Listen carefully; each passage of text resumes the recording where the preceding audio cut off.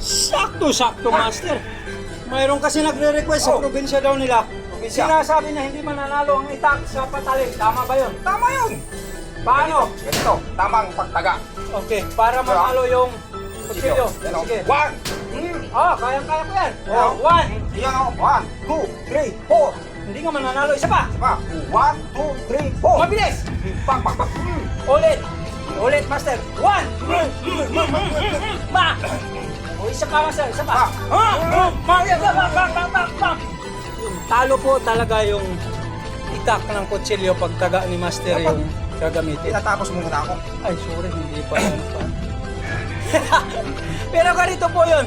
Depende sa gumagamit yan. Okay, halimbawa kung wala kang alam, di mo alam gamitin to, kung di tumaga lang.